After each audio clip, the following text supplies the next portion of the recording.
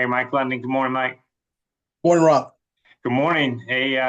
Tough loss for your team, 55-16 at UVA. Obviously, a challenging environment against an ACC team. As you've gone back and looked at film, what was your takeaway from the game?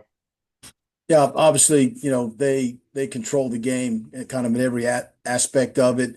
When you go 2 for 13, third down, and 0 for 2 and fourth down, that's opportunities where you can't advance the ball.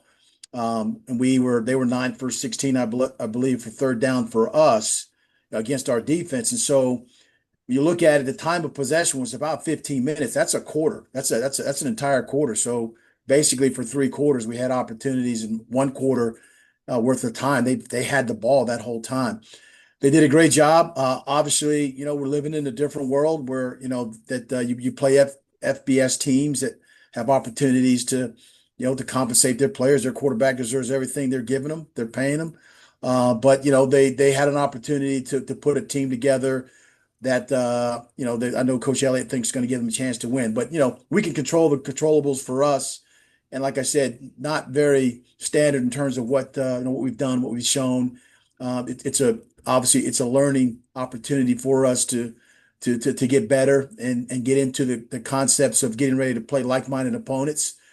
Next home game here at Zabel against a team we played in the past, but that's a really good football team as well, and make the corrections and move forward. You can talk about all those things, instead of looking in the rearview mirror. We're looking out the out of the windshield right now, and things that are in front of us. So, but I'm very, very encouraged about this team and who we are, and look forward to playing our next game. Question for you this morning from Marty. Good morning, Marty. Good morning, Rob. Good morning, Coach. Good morning, Marty. 3 games in. Talk about the facets of your game that you like right now, and talk about some things coming into this last non-conference game for at least 7 weeks anyway. That you want to improve on. Yeah, I like the grit and determination of our team.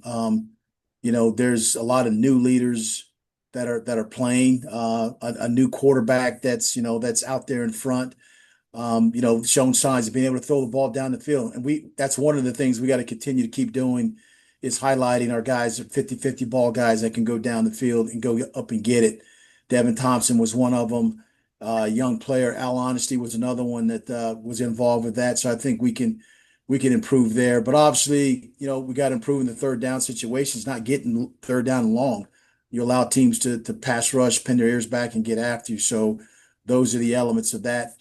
I think this game we played a lot of young players as well. I mean, you're going to have to in this conference. We were lucky to have a early conference game. Now we're having our last out of conference game against Coastal, and so you have a chance to see your growth and developments from that standpoint, Marty. But yeah, like I said, I stay encouraged. Even the results that occurred on Saturday, there's some things that obviously we've got to correct without a doubt. But there's some things one block away, guy in the right gap, those types of things, and that can make you productive and competitive. So this week coming up, getting ready for a really good Charleston Southern football team is about taking care of us, the details of us, and and learn from mistakes and then move forward. Talk a little bit about Charleston Southern. What they do, what impresses you. Yeah, we played them a couple years ago. Really good football team, fast, athletic, and if you look, I just had my friend Coach Jordan was on playing 2 FBS teams. They've played 2 FBS teams as well, Vandy and Coastal. And so, and the Coastal score was 13-0. And that's a team that Virginia beat 48-7. So it's a good athletic, fast football team. It was interesting that Coach Kosh was just talking as well. They played Lindenwood, a school out from St. Louis, Missouri.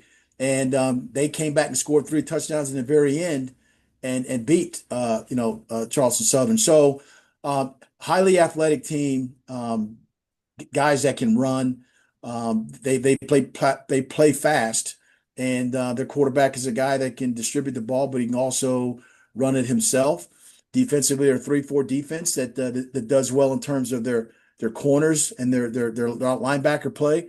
And then special teams, they have a punter that can really place the ball. I think he was one of their conference players of the week. And so they got a complete team. They played 3 games. Like I said, 2 FBS teams and a really good Lindenwood team. And so we're going to have our work cut out for us, but we're excited about the challenge of being back home, control the controllables that we have, and then look forward for a competitive contest for our 4 o'clock game here at Zabel. Thanks, Coach. Thanks, Marty. Mike, you mentioned the big play where Devin was able to get wide open there behind the defense for that 79-yard catch and finish the day with 5 catches for 108 yards. What does he bring to your receiving group? Well, obviously, one, he's got the size, being 6'3" plus, the wingspan to go up and get the ball. And I mentioned some of the other receivers we have too, but it was good to see our freshman Al Honesty, who's got the same kind of measurables that will give you a chance, to go against some corners that might not be the same height. Those guys will go up and get it. So, we'll get better at distributing the ball, but also taking those vertical shots. And I think with Ty, and Noah, Ty, and the guys that we're getting the ball to, that the explosive play is critical. I think this game, Virginia had 18 explosive plays. We had 6. That's not a recipe for success. Obviously, it's a recipe that causes you to lose because those explosive plays extend the first down plus. And so whether it was missed tackles in the hole, them getting behind our defense or not setting the edge defensively, then they made the most of their opportunities. But I think with those guys, what I just mentioned, have a chance to flip that and show that we're highly capable of having those kind of explosive plays as well. You mentioned Noah Brannick. You were able to get him some time. How valuable is that to get your reserve quarterback some action, especially against an ACC level defense, to see what he can do under fire? Yeah, I thought Noah did a great job coming in and managing and showing his skill set. Led us to 2 scores, had a couple good runs, real good passes. And so the number 2 quarterback or the guy that's right behind the number 1 now, unless you're lucky, you got lucky charms or something like that to go through a whole season without having any injury or any impediments, that's pretty rare. But I'm glad that we have a guy that's very capable, as you saw, go in that can score points, move the offense, and kind of direct things in a way that allows him to be successful, which in turn is going to allow us to be successful. So, and Noah's he studies, he's him watching film all the time, and the two of him and Ty have the complete confidence of the team. Got a follow-up question here from Marty. Go ahead, Marty. Yeah, while you're talking about the quarterbacks, talk about what Brian Randall has brought to that room this year. Yeah, Marty, Brian is a talented individual, talented person, talented coach. He's a coach that's been there, done that. And a lot of times, coaches are coaching positions that perhaps they didn't play, but they're really good coaches.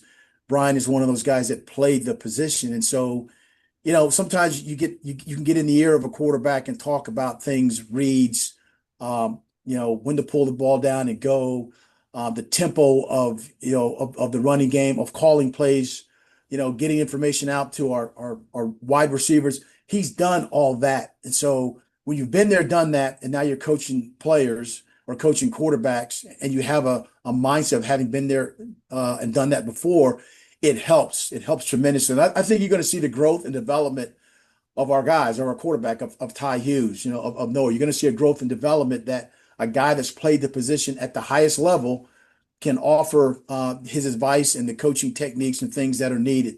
And so, and that's where we are right now. And we're looking for another improvement in that quarterback play in that room. But Coach Randall has been a valuable asset to this program and to his position group. And a guy style-wise who was kind of as a quarterback like your guys, can pass and run. You talk about their guy? I'm talking about Brian Randall was a guy who could pass and run sort of like your your guys can do. Yeah, he does. So again, you can talk about make your reads and then hitch up and then when possible and when appropriate, pull the ball and go or dump the ball off. So I think him having done that, there's never a clean pocket for quarterbacks when they drop back and pass. You just got to be able sometimes to stand in there, go through your reads and make the throws, and then there'll be appropriate things, signals, signs, things that you allow you to use your feet. And I think Brian, having a chance to talk to both those quarterbacks has an experience level that can speak to their development, and that's key. We got to continue to keep developing in that area for us to be successful. And we want to get back on that opportunity this Saturday, 4 o'clock at Zabel. Thanks, Coach. Thanks, Marty. All right, Mike. Thanks as always for your time here today. Good luck